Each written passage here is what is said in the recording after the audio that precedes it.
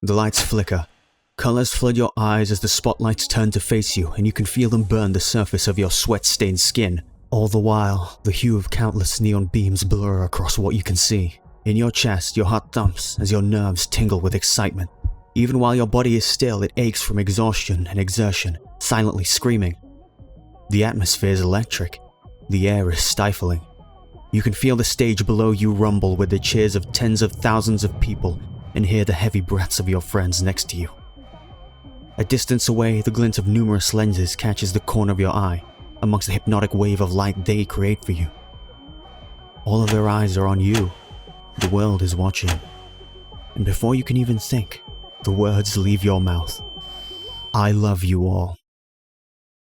That was a dramatic interpretation of this scene from the first episode of Oshi no Ko, and dramatic as it is, it serves as something as an insider look as to what it might feel like on that stage. This is something that the show itself immediately draws attention to, citing that everything in this world, the world on the other side of the screen of the TV within the screen that you're watching the show on, within the screen of this video. Look, you get the point. On the other side of that screen is a world of lies. A world of liars and people who want to be lied to. Pretty lies. Perpetuated by an industry that wants to sell those lies to the naive and the wishful. A grim thought, huh?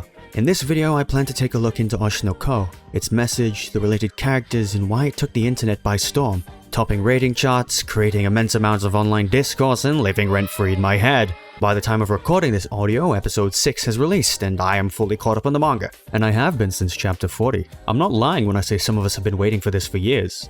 I'm just glad it's this good.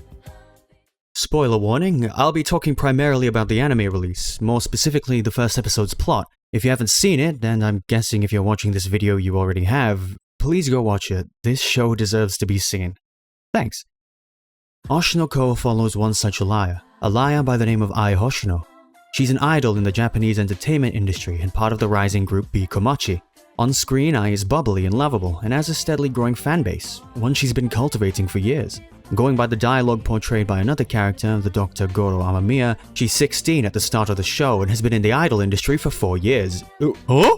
Yes, this does mean that Ai started her idol career at 12 years of age. If this sounds a little icky, well done, you figured out the point of this in the show. Unfortunately, in Japan, idols as young as 12 are scouted by agencies as talent to pander to middle-aged men, this being the main demographic for such kinds of entertainment. Some are even pushed into it by family or seek it for themselves. You'd think the demographic would be teenage girls or something, but no.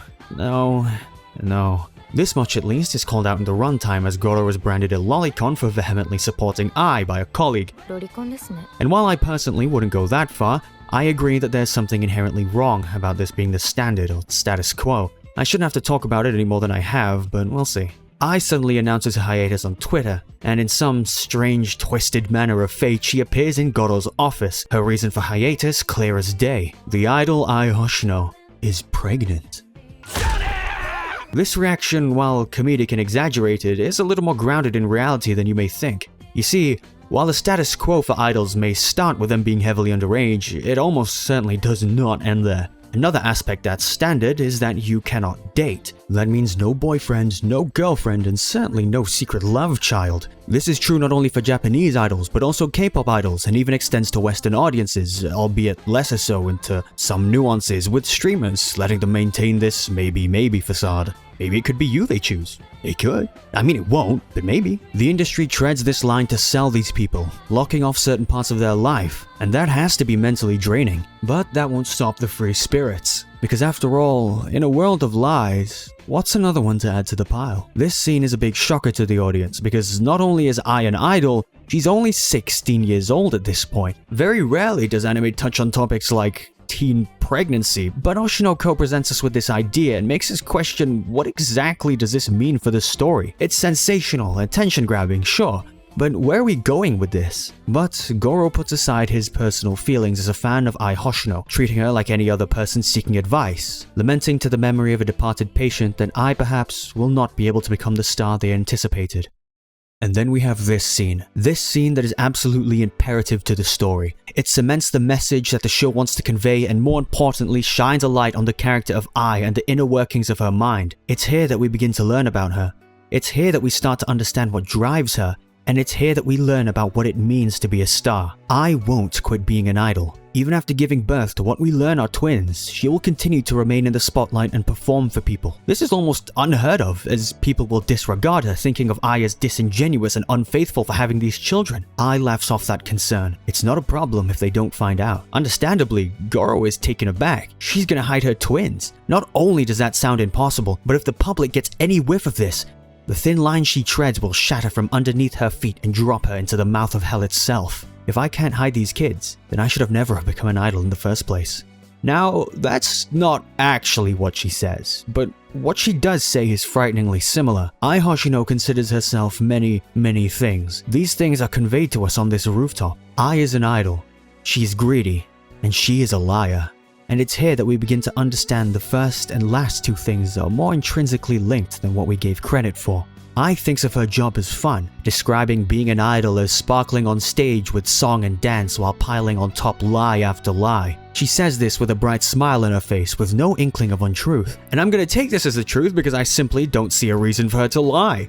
And if you are lying, why I oughta— oh, how could I ever get mad at you? Here, we're presented with the idea that Ai is not all right in the head, for lack of better phrasing. She's kind of crazy. Ai Hoshino is not a normal 16-year-old girl. She has lofty ambitions and is willing to do whatever it takes to have her cake and eat it too. As an orphan, as an idol, she wants to feel the love of a family.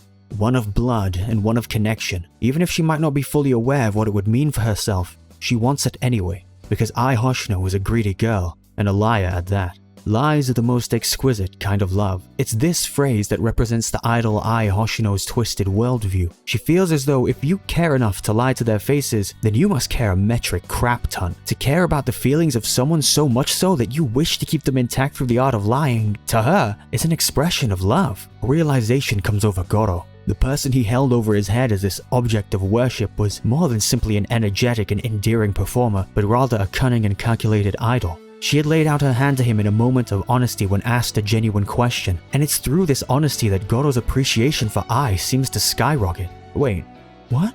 All this time I've been talking about how lying is love, and how Ai's constant deceit is what caused the people watching her to become obsessed, and yet it's in her brief sincerity that her connection to those around her deepens. But now, Gorou has settled his heart and his mind. While before he was conflicted on Ai's childbirth as it would cause her career as an idol to stagnate, he begins to believe that if anyone could do it, it would be Ai. That overflowing aura of hers managed to convince him, and so he will do his best to make sure Ai safely delivers these babies, because she is hopelessly an idol, and he is a hopeless slave to that idea. I honestly really love this scene. It so simply and effortlessly drops how twisted Ai is, while also conveying how the idea of an idol is almost hypnotic in Japanese culture. So much so that a doctor would do his damnedest to make sure his favorite idol safely gives birth because that's just what she wants. There are countless takes online about how Gorou is some malicious, grubby, disgusting kid fiddler for being a fan of Ai, especially after this shot where he looks at her almost flustered with this sparkly shoujo-esque screen tone. That always confused me because looking at 95% of what Gorou does or says, there's almost no indication that he's attracted to Ai in any sort of romantic or lustful way, except for this one throwaway bit, but I'm taking into account it was used for a comedic segment and the fact it's literally the only thing pointing in the opposite direction, so I can't say it fully refutes what I'm attempting to convey. Gorou is a victim to the entertainment industry. They poured millions and millions of yen into making this girl look cute, and Gorou, through his old patient Saruna, fell victim to the trap they laid out for him. He was gullible and sensitive. Through his connection to Saruna, he made a connection to Ai, resulting in him being captive to that, as the official Shueisha release translates. If that isn't telling, I don't know what is. I wouldn't call him in the wrong, let alone all the words I used previously when the entire goal of the industry that targeted him was to make girls like Ai look cute, dumping unfathomable amounts of money and effort into maintaining that image. The primary descriptor he uses for Ai when regarding her is cute, and in comparison to many other rabid idol fans, that's quite tame. Hell, it's because he's a fan that he tries his hardest to make Ai's twins as healthy as they can be, guiding Ai through the pregnancy process with advice and support. Those feelings hold him accountable, captive, to giving his professional all. As he mentions himself, he's done his best to calm the fanboy inside, in favor of helping his favorite idol get through this tough situation. And if that isn't the best someone could ask for, I'm not sure what you want.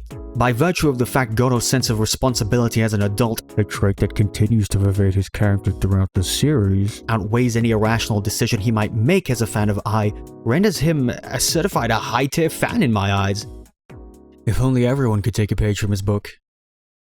The light of day has passed. You leave your office having felt satisfied with some grander purpose. You spent the last few months helping your favorite idol with her pregnancy, and that's a lot more than what most people can say. With the delivery perhaps only hours away, the night air fills your lungs as you take a deep breath to relax yourself.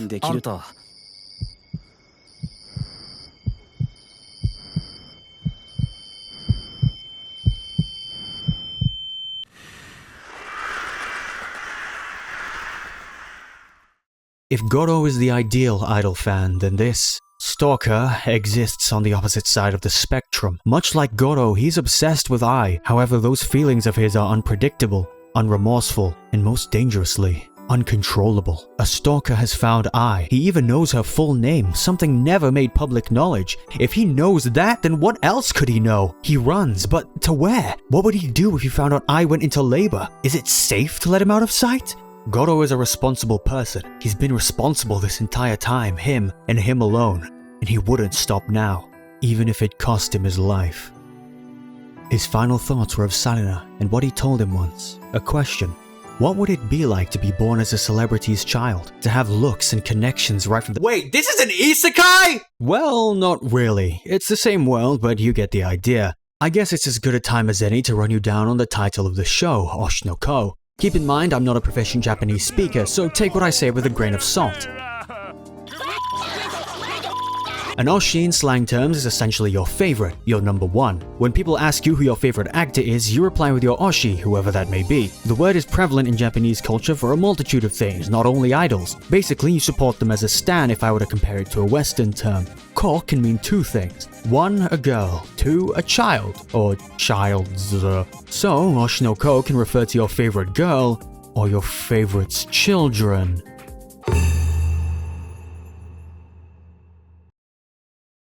I dare say we've been bamboozled. Gorou, through the machinations of whatever higher power exists, has been born as Aquamarine Hoshino, or Aqua, and it's through this lens that we now experience the rest of the story. His sister, Ruby Hoshino, has as much energy as an imploding star, and is the reincarnation of the young girl Sarina who died of anaplastic astrocytoma all those years back. Wait, what? As the story progresses, Ruby and Aqua grow up, enjoy everyday life with their mother, and trick fully grown adults into thinking they're the second coming of Christ for sweet, sweet freedom. Even as a 3-year-old, Aqua begins to learn more and more about the entertainment industry. Entertainment is a business, not an art form. Idol groups like the one his mother is in have to compete with single performers, meaning it's hard to get good pay, even for the popular ones. And a large ego only makes the fallout even larger when it eventually shatters, and is a one-way ticket to Wash Street if you don't keep it in check. But through it all, one thing sticks out. Ai thrives in it all. In this world where countless shrivel up and burn in the light, Ai dances in the flames of their corpses. It's unexplainable, really. Director Gotanda comments that even when acting, something she's barely even a novice at, there's an undeniable attraction that she radiates despite her inexperience. On stage, through a screen, in person, the phenomena of Ai remains consistent. You can't take your eyes off her. Ai is special. Ai is different. She is the X Factor, a natural-born star on Earth. Ai grows immensely in popularity over the 4-5 years since Aqua and Ruby's birth, and it's clear that she wants her children to live a comfortable and happy life, and to remain with them to see them grow up healthy. We see this through her actions and hear it in her words, yet among them lacks a certain phrase. I love you. She has never told her children that she loves them.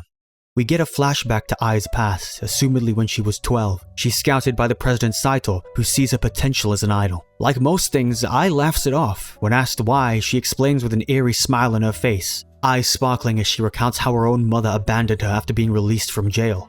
It's perhaps this event that sparks a key trait in Ai's character, her hatred for people. People suck. To Ai, they're selfish, fighting and betraying for their own sakes rather than anyone else's. Perhaps her life before her mother was jailed was filled with abuse or negligence. Either way, she loses faith in people and resigns to the fact that a twisted girl like her could be nothing like those shining, sparkling idols on stage. After all, they always go on and on about loving people they know barely anything about. If she couldn't even love her own mother, what hope was there for anyone else? She would only be lying. And Saito tells her that's completely fine. In fact, it could even become the truth. Fake it until you make it, as they say. Something in Ai clicks. At her core, Ai isn't some vengeful demon. It's not like she had an undying loathing for all of humanity, she had simply never experienced a good thing. Perhaps by singing on stage, becoming popular and loved, she could learn to love back. All it would take was to become the biggest liar imaginable. And even if those lies never came true, lying was love in its own way, right? That's what she lived her whole life by, yet now, she couldn't even bring herself to lie to her children about one specific fact. The fans, she couldn't really love a faceless collective. Her colleagues, well, I love you was basically the same as goodbye. Lying to them was no problem. But to her kids, if she was to say I love you and feel as though it was a lie, the thought scared her. I, Hoshino, the liar, was afraid to lie. But why? It was never a problem before. Why were these children so different? Unable to understand, I, Hoshino, covered herself in lies for yet another day. In hoping that one of these lies would eventually become the truth, she had missed how they had instead covered it. And it was possible that she might not realize that until the very end. Idols are objects of worship, holier than thou objects that exist among us, perhaps a statue of some sort. In the entertainment world, idols are oft treated no different. They dress up on stage, sing and dance pretty songs, and constantly spout these sickly sweet muses towards their countless adoring fans. Millions are poured into this. Millions find themselves obsessed. And while some can control this obsession, even being a source of comfort in otherwise tumultuous times, others let this obsession fester, letting it become perverted and selfish to a dangerous degree. These young girls on stage, some might not even know how much their words can influence others. Some do, but that doesn't change the fact that when the fanatical feel betrayed, the lengths they go to are tragic. Mayu Tomita was a Japanese idol who unfortunately was victim to this behavior. I'll only be briefly discussing this topic, so please do more research for yourself if it interests you. In 2016, Mayu Tomita was viciously attacked with a pocket knife outside her performance venue. She was stabbed over 20 times before the perpetrator was finally apprehended by authorities. She was only 20. Incidentally the same age as I. Thankfully, Tomita survived and won a lawsuit against the police department for negligence on their part to act on her request to the hostile online harassment she was getting from the person who attacked her. However, she had to suspend her entertainment career indefinitely due to her injuries. Of course, this highlights a completely different problem considering how serious people take online harassment in general, but the main defining point I'm getting at are the parallels to Ai's fate. People like this exist, and it's a danger. The way idols act, their say-so or pure image that companies make them push, can very much add to that. Quite frankly, it's kind of creepy how parasocial certain individuals can be at times, even the generally sane ones. I mean, ask the voices in my head. Shut up, I'm not talking to you, Markiplier. You don't want to be like this. And it's unfortunate that an issue like this has to be highlighted in a manga turned anime of all things to be recognized properly. Well, at least it's out there, and at least more people can be aware. Perhaps that's all we can ask for. If more people are aware, then it's possible that the right people take action. Well, that's enough of the depressing real-life stuff. Time for the depressing fictional stuff! God damn it, pack me up and sell me to a dingy old antique shop because I'm starting to sound like a broken-ass record, phonograph and all. This scene is absolutely beautiful. The direction, the music, the animation, the theming, God, Ai is so messed up. Her first reaction to being stabbed in the abdomen is to hold out her hand like she's downstairs after a concert at a meet and greet. This bitch is crazy! After being confronted by a stalker, the very same one that had found out where she was delivering her babies, Ai was fatally stabbed in the abdomen. As she stumbles back further into the hallway, Aqua wonders where his mother is and sees the blood coat the walls in its crimson color. Holding Aqua back, she voices her reasoning as to why she acts the way she does on stage, various moments of her life flashing before her, attempting to distract her from the encroaching feeling of the end clutching at her feet. She acknowledges that her way of lying was reckless, attempting to make any and all people who laid eyes on her become obsessed in an effort to be loved and love herself. A completely unreasonable and selfish action on her part, that much she admits. She isn't some infinitely pure say-so deity, she was just a desperate girl in need of love, something that she feels like she doesn't fully understand. But even if she was lying, even if they were all lies, in wanting to love, lying to everyone at every instance to attempt to feel it, Ai was showing her own version of love. Quite literally, Ai's lies were love, her special kindness, and the show keeps hammering it in our faces. Ai is not right in the head. On the verge of death, the one thing she continues to wonder is how she can come to love others. How can she feel love for something when all her life prior had been void of it? As if it was some twisted joke, Ai pulls out her murderer's government name because he was so much of a fan that Ai, the now national superstar, remembers him from the earliest days of her career. This girl can't even probably remember the name of her company's president. I'm not even sure of the thematic meaning to this, other than Akasaka Aka trying his damn best to simulate what a kick to the nuts feels like without physically reaching through my screen and turning my balls into strawberry jam. Wait, I lied, I've got it. Perhaps Ryunosuke was one of Ai's first biggest supporters, the first to call her his Oshi, tell her that he was rooting for her. It was proof that Ai could be loved by others, Ryunosuke's feelings and by extension his gift of Star Sand that day being that very proof. If Ai could be loved, then perhaps she could in turn love, eventually, when the time came for the lies to become the truth. But that's just me pandering. I'm not above speculation, and this is very much that, but I think it's decent food for thought. As anyone would when your favorite celebrity suddenly says your name to your face, Ryunosuke freaks out, experiencing a breakdown as he flees the scene of the crime, leaving a dying Ai Hoshino to deliriously talk to her son. Ai's mind races, jumping from topic to topic in a painfully futile attempt to keep herself conscious, recollecting moments in her life where she felt genuine care for her children. She expresses her desire for their future, a future she wanted to be a part of, and one she regrets her absence from. Ruby, what if you were an idol? Aqua, will you be an actor? She ponders what her children could be, the idea ephemeral, too distant and far to see clearly. But what if she took a step back and saw them for what they are now? The ones she was so scared to lie to. Why were they so different from everyone else? Death's doorstep brought her to the answer, leaving her vulnerable without a choice in the matter, clearing the fog amidst the lies to reveal the truth. Ai loves these children.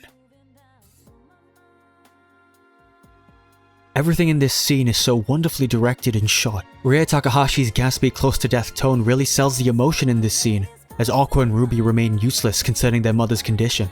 Sure, Aqua was a doctor in a past life, but he was a gynecologist specifically and has no current equipment with the motor function of a 5-year-old.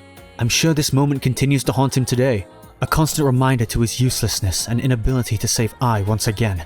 We eventually get yet another genre shift into a thriller detective story, but I think I want to talk about Ai a little more.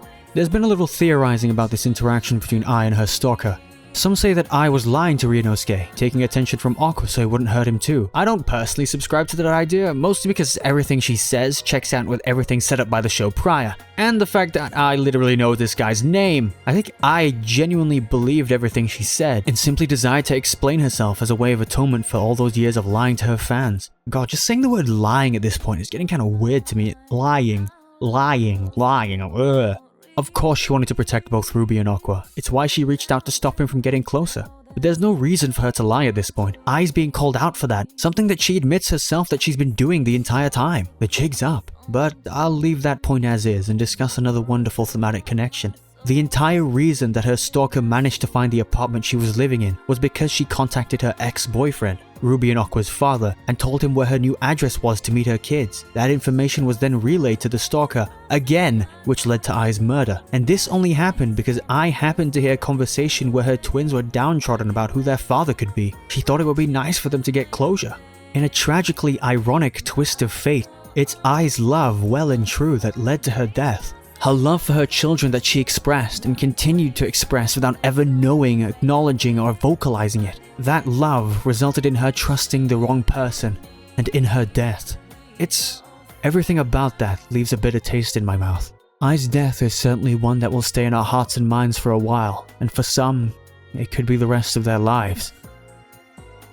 Throughout this movie of a first episode, I think I checked off nearly every single emotion I experience on a weekly basis within the span of an hour and a half. I mean, there's also this banger of an opening song made by YOASOBI that mixes trap with electro-pop idol music to highlight the dichotomy of Ai portrayed within the show, but I could talk about that musically for another hour, and I think it's about time we wrap this up. The curtains close, the entire stage turns, and they rise once more. Hoshino is a story about the entertainment industry, revenge, redemption, and the love and lies that come with it. There's darkness, but at the same time, there is light.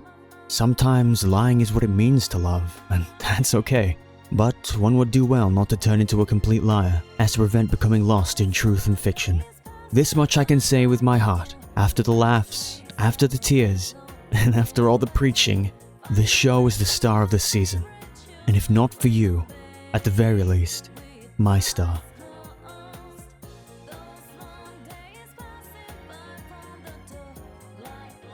Hey, it's end of video Shul here. Thanks for watching this far. Hopefully you've subscribed because I do like making these despite how long they can be at times. I was actually ill recording this, so if I sound weird, there you go. Not much else to say, but you know, thanks, and I'll see you soon. Bye bye.